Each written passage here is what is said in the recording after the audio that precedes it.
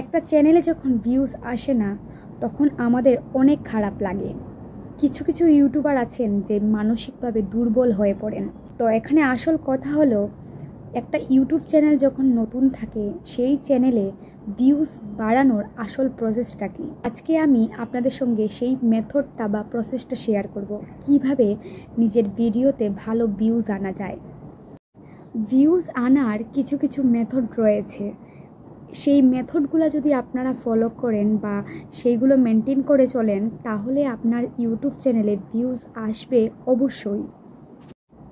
আজকে এই ভিডিওতে আপনাদের সঙ্গে সেই মেথডটা পুরো শেয়ার করব, কিন্তু আপনাদের কাছে অনুরোধ, ভিডিওটা পুরো লাস্ট অবধি দেখবেন, তাহলে আপনারা বুঝতে পারবেন আসল ব্যাপারটা। তো চলুন অযথা কথা না বাড়িয়ে ভিডিওটা শুরু করি। সবার আগে আমাদেরকে এই কথাটা জানতে হবে যে ইউটিউবের ভিডিওতে ভিউজ কিভাবে আসে। যখন আমরা একটা ইউটিউব চ্যানেল খুলি তখন সেইটাতে ভিউজের সংখ্যা থাকুক বা সাবস্ক্রাইবারের সংখ্যা থাকে 0, তারপর থেকে আমরা 1-2টা করে ভিডিও আপলোড করি। এগুলো আপলোড করার পরেও তেমন একটা ভিউজ পাই না, কারণ আমরা তো আজকে একটা, কালকে 2টো, পরের দিন 3টে ডেইলি ভিডিও দিয়ে যাচ্ছি, কিন্তু ভিউজ পাচ্ছি না। সেই ভিডিওগুলি কখনো কখনো আমরা রিলেটিভদের কাছে শেয়ার করি, বন্ধু বান্ধবের কাছে শেয়ার করি, বা আমাদের জানা লোক তো আছে না, হোয়াটসঅ্যাপে যারা যারা আছেন তাদেরকে শেয়ার করি, ফেসবুকে যারা যারা আছেন তাদেরকে শেয়ার করি। তো এগুলো কেন বললাম, আপনারা বলবেন যে আপনি এগুলো কেন বলছেন, আমরা তো জানি আমরা রিলেটিভদের কাছে শেয়ার করি, বন্ধু বান্ধবের কাছে শেয়ার করি। তো আপনারা যদি ভেবে থাকেন যে রিলেটিভদের কাছে বা বন্ধুবান্ধবের কাছে ভিডিও দিয়ে আমাদের ভিউজ আসবে বা লাইক আসবে, তো আজ থেকে সেই আশা করাটা বন্ধ করুন। সেই আশাটা করা যাবে না, বা আমাদের রিলেটিভরা বা বন্ধুবান্ধবরা আমাদের সাবস্ক্রাইবার বাড়িয়ে দেবে সেটা আশা করা চলবে না। আপনি কমপক্ষে কতজন রিলেটিভদের কাছে আপনি আপনার ভিডিও শেয়ার করতে পারবেন? কম থেকে কম 150-200, আচ্ছা মেনে নিলাম 500, এর থেকে বেশি তো আপনি লোকেদের কাছে পাঠাতে পারবেন না। তো ওরা আপনাদের ভিডিওতে লাইক করবে সেটা আশাটা ছেড়ে দিন। তো এখন থেকে আপনি এক কাজ করুন, নতুন ভিডিওতে ভিউজ কিভাবে আনা যায় সেটার কথা ভাবুন। পুরনো কী ভিডিও ছেড়েছিলেন বা সেই ভিডিওতে কি ভিউজ আসছে সেটা ভাবা বন্ধ করুন। এখন নতুন ভিডিওতে ভিউজ কিভাবে বাড়ানো যায় সেইটা প্ল্যান করুন।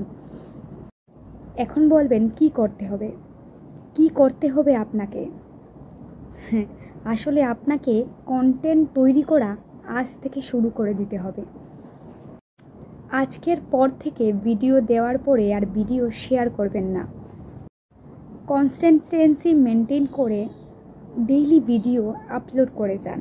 ডেইলি প্রত্যেক দিন প্রায় 30 দিন বা 50 দিন অবধি ডেইলি ভিডিও আপলোড করে যান। কিন্তু এই ভিডিওগুলো রেগুলার মেনটেন করে দিতে হবে, যাতে ডেইলি আপনি ভিডিওগুলো ছাড়েন, আর ওই ভিডিওগুলো ইউটিউব দেখে যে আপনার ভিডিওর ওয়াচ টাইমগুলো অনেক ভালো, বা ডেইলি আপনি কনসিস্টেন্সি মেনটেন করে ভিডিও দিচ্ছেন। এবং আরও কয়েকটা রুল মানতে হবে, যেমন আপনি আপনার ভিডিওতে টাইটেল, থাম্বনেল এগুলো কিভাবে দিচ্ছেন, এইগুলোর উপরে অনেক নজর দিতে হবে। থাম্বনেলের দিকে নজর দিতে হবে, ক্যাপশন ভালো করে লিখতে হবে যাতে আপনার ভিডিওর প্রতি একটা অ্যাট্রাকশন লোকেদের কাছে আসে। এই ভিডিওগুলো যখন ফুল ওয়াচ দিবে তখন ইউটিউব আপনার ভিডিওগুলো অন্য লোকেদের কাছে সাজেস্ট করবে। ইউটিউব আপনাদের ভিডিওকে প্রমোট করবে অন্য লোকেদের কাছে। তখন আপনারা দেখবেন যে ভিউজ বাড়া শুরু করে দিয়েছে, আর সেটাও অর্গ্যানিকভাবে ভিউজ বাড়ছে। টপিক সিলেকশনটা হলো মেইন। আপনি কি বিষয়ে ভিডিও বানাচ্ছেন বা কি টপিক দিয়ে ভিডিও বানাচ্ছেন সেটা হলো মেইন।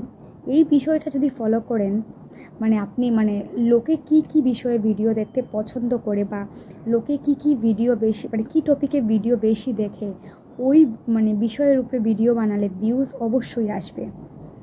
এখন লাস্টে একটা কথাই বলবো, যে এখন অনেক পরিবর্তন হয়ে গেছে। আজ মানে এখন 2024 সালে অনেক পরিবর্তন এসেছে ইউটিউবের মানে কয়েকটা গাইডলাইন্সে।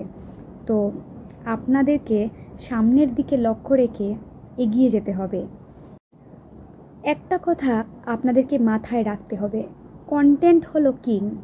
তো যত বেশি কন্টেন্ট দেবেন তত বেশি আপনার ভিডিওতে ভিউজ আসবে। তো আপনাদের ভিডিওটা কীরকম লেগেছে আপনারা নিশ্চয়ই জানাবেন। তো ভিডিওটা ভালো লাগলে শেয়ার করবেন, কমেন্ট করবেন, আর যারা যারা আমার চ্যানেলে নতুন প্লিজ সাবস্ক্রাইব করবেন। Thanks for watching.